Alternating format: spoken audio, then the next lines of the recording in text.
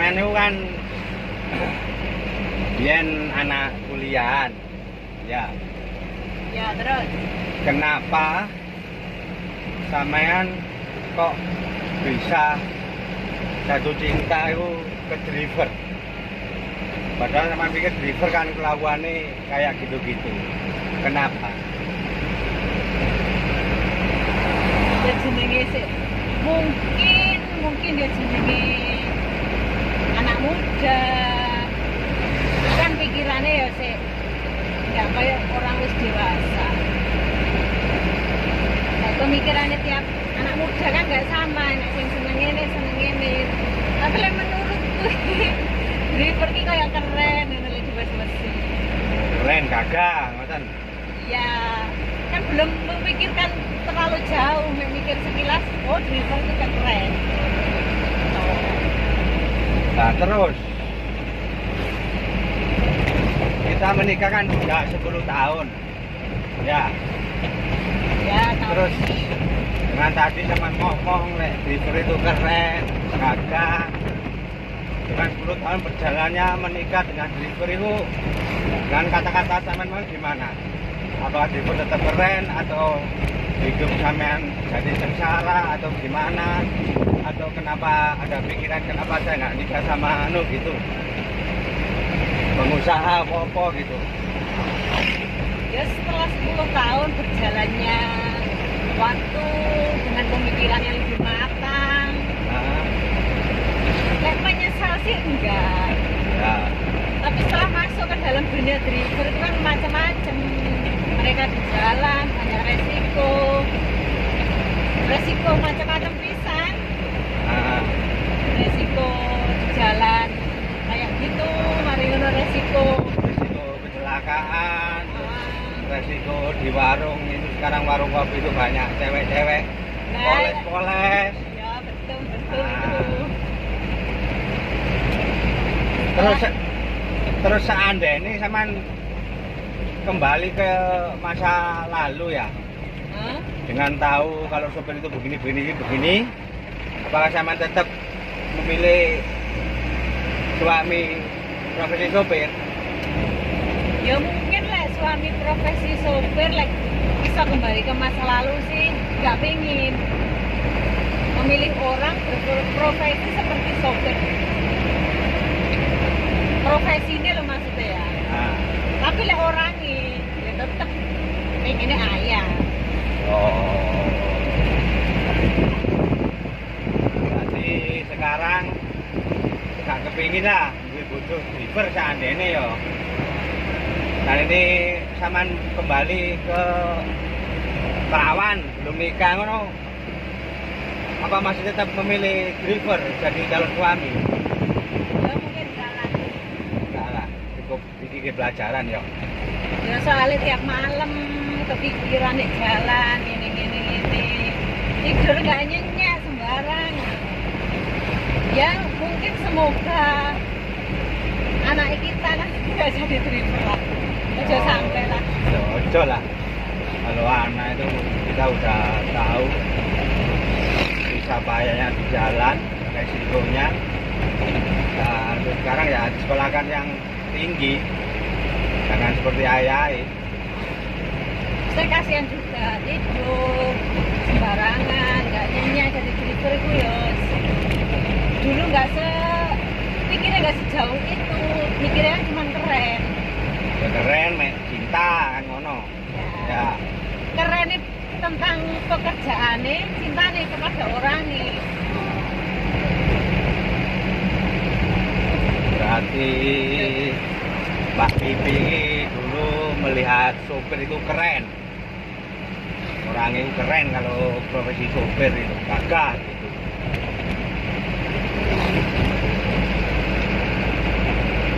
Sekarang sama kan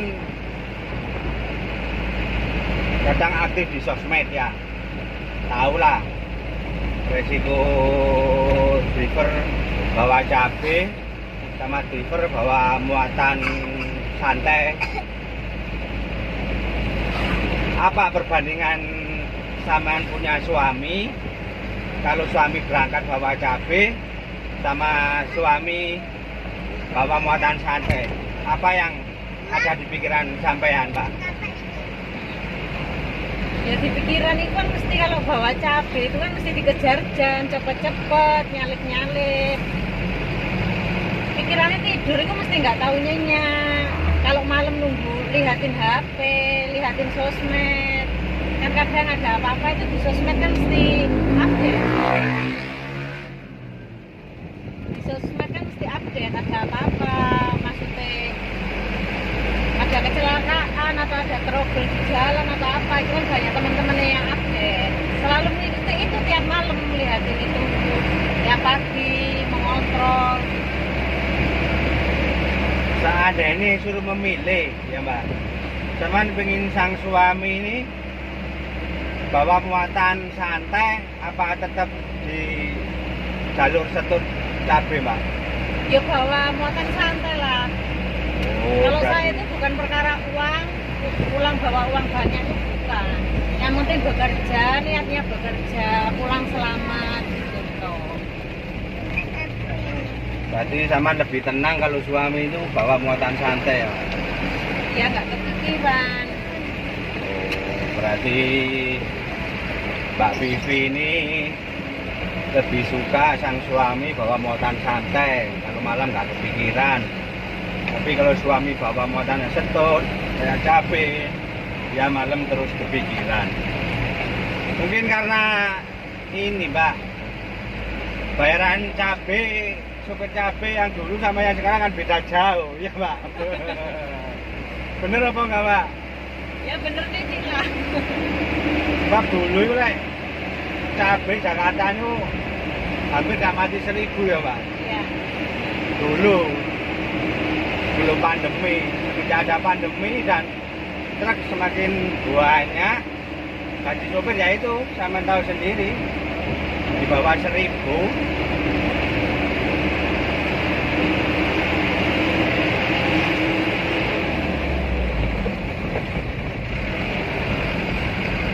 Sampean kan owner dari truk tobat ini Pak, ya. Iya. Meskipun ini cicilan.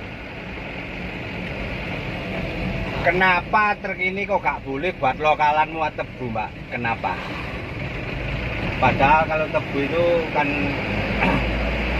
satu musim itu 6 bulan itu bisa meraup uang itu 40 sampai 50 jika disumber sendiri, Pak.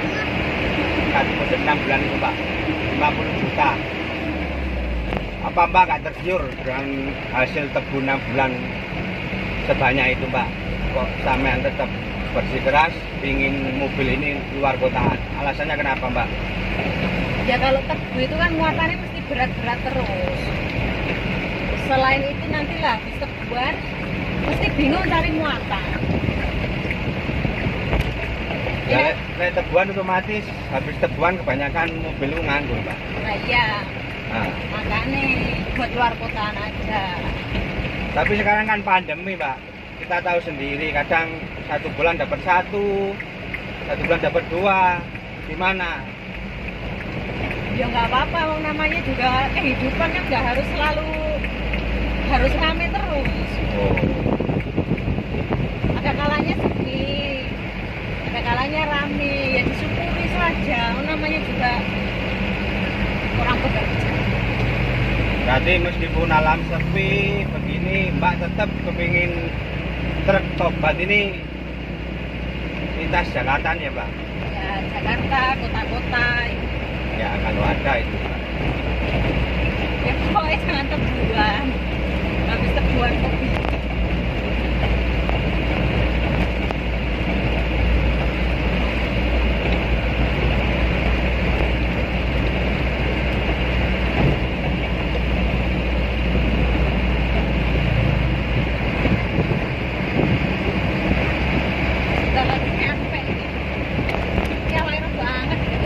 Bibi, Iya. ini kan mobil angsuran.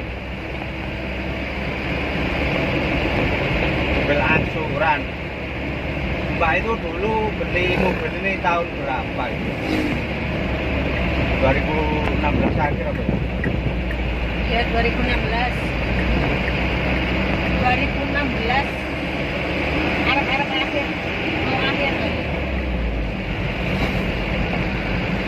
Berarti sekarang 2022. Iya. Dulu berarti buat beli truk ini pinjam uang berapa, Mbak Bibi? Dulu pinjemnya 205 juta. Terus harganya truk itu kan 220 juta. Ya. Ya kurangi pinjem bank, lainnya pinjem perorangan. Harganya dulu berapa ya? 220. 225. Oh, 225. Nah, Tapi itu kan masih polosan. Terus kita kasih variasi, terus dicat, kasih stiker apa, terus beli terpal, terus beli ban. Mungkin 250 sekitar segitu. berarti beli truk ini truk siap jalan tuh menghabiskan dana 250-an. 200 juta 50 ya? 200 50 juta. 250 juta. 250 juta lur. Berarti truk tobat ini tahun 2012 itu pembelian di tahun 2016 dengan harga siap pakai siap jalan itu 250 juta. Kan mobil ini selama 2016 sampai 2022 ini kan berjalan berapa ya? 5 tahun kan? 5 tahunan ya? 5 tahun, hampir 6 tahunan lah. Itu kan belum lunas Mbak Wifi. Ya. Sisa berapa sekarang? Ya masih 100 mungkin. 100-an. Dengan banyaknya tahun tapi truk ini nggak lunas-lunas, perasaan Mbak Wifi gimana? Perasaannya ya kayak sedih ya enggak. Perasaannya ya biasa saja. Bener disyukuri aja, biarlah berjalan, biar waktu yang menjawab gitu. Ya, soalnya kan ya dulu pernah berhenti ngangsur 2 tahun, itu kan turun mesin juga. Buat ngangsur turun mesin itu 2 tahun. Berarti truk ini sempat turun mesin. Berarti motor nggak lunas dulu kebenturan. Turun mesin itu ya? Ya. Turun mesin itu habis berapa itu ya? 18 kok. 18 juta. 18 juta. Terus dapat pinjem, akhirnya pinjem bank berapa itu? Akhirnya pinjem bank 40. 40 lah, sisanya 18 yang buat bengkel itu buat apa? Buat kredit sepeda. Terus Lainnya ya buat bayar-bayar yang nganggur 1 bulan itu nggak kerja sama sekali. Jawa itu buat titipan barang itu ya.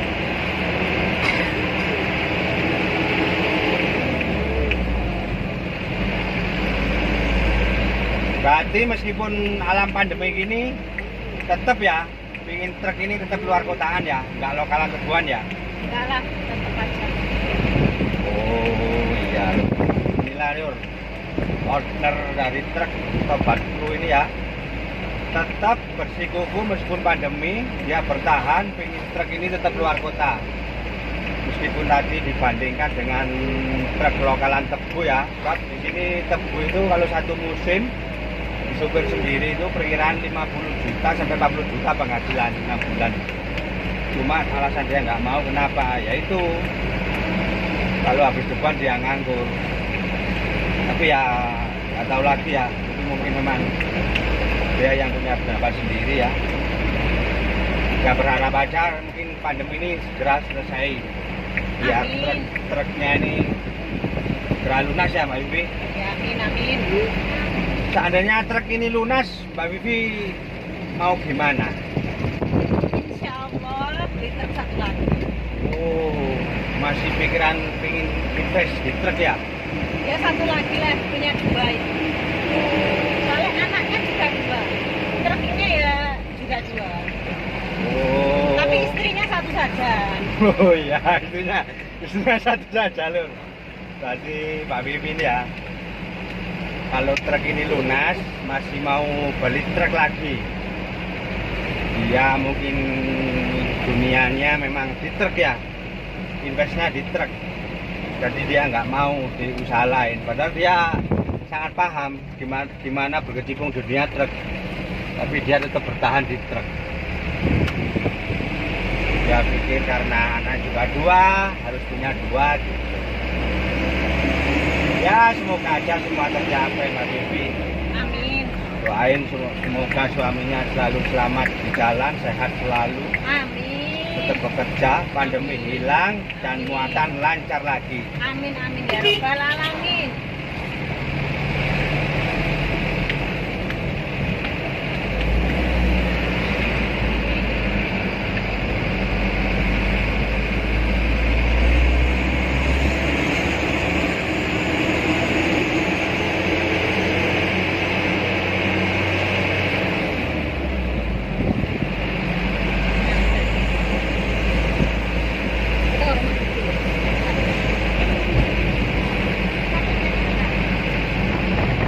Oh iya Mbak Vivi, Iya. tak tanya sekali lagi ya. Sekarang kan pandemi, kadang satu bulan dapat satu rate, satu PP, kadang dua rate, dua PP ya. Iya. Kita tahu sendiri, setoran mobil ini kalau ke Jakarta satu PP kan 1.500, dan gajian saya kan cuma 700. Ya, Iya. berarti di total itu 2.200.000. Kita kalau dapat satu PP itu cuma 2.200.000, tapi alhamdulillah kalau dapat dua 4.400.000. Sekarang dengan uang 4.200.000, hitung aja 2 PP satu bulan. Mensiasatinya sampean gimana? Dengan mobil angsuran, soal sampean sendiri kan tahu, sampean nggak punya tanian, nggak punya penghasilan lah. Kayak makan semua di truk ini, jadi lahan. Intinya truk ini kan buat makan lah ya. Intinya sawah, pertanian. Bagaimana sampean mensiasati semua itu biar cukup itu? Ya mungkin kalau ada saatnya itu ketika truk rame itu sedikit menyisihkan, disimpan.